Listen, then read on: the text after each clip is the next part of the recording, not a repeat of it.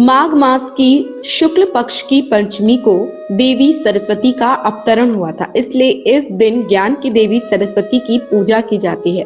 इस दिन को सरस्वती और लक्ष्मी देवी का जन्म दिवस भी माना जाता है। इस पंचमी को बसंत पंचमी कहा जाता है, क्योंकि बसंत पंचमी के दिन से ही बसंत ऋतु का आगमन होता है, जो सभी ऋतुओं का राजा होता है। हिंदू धर्म में बसंत पंचमी मनाने को लेकर कई मान्यताएं हैं।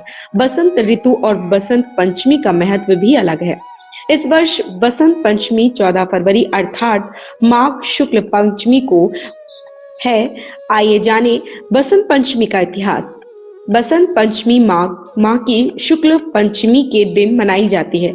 कहा जाता है कि इसी दिन कामदेव मदन का जन्म हुआ था।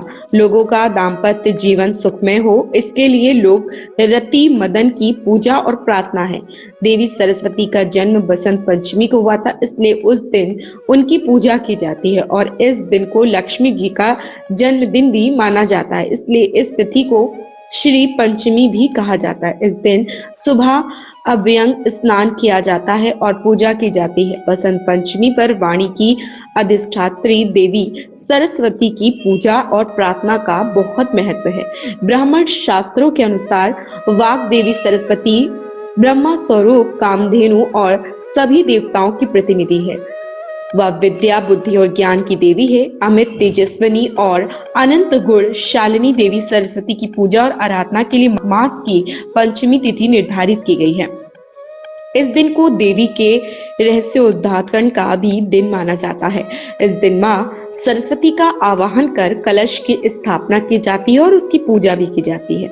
जब ब्रह्मांड के निर्माता ब्रह्मा जी ने जीवों और मनुष्यों की रचना की और जब उन्होंने सृजित सृष्टि को देखा तो उन्होंने महसूस किया कि यह निस्तेज है। वातावरण बहुत शांत था तथा उसमें कोई आवाज या वाणी नहीं था।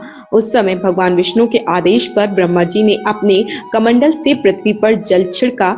धरती पर गिरे जल से पृथ्वी को कंपित कर दिया गया तथा एक चतुर्भुज सुंदर स्त्री एक अद्भुत शक्ति के रूप में प्रकट हुई। उस देवी के एक हाथ में वीणा, दूसरे हाथ में मुद्रा तथा अन्य दो हाथों में पुस्तक व माला थी।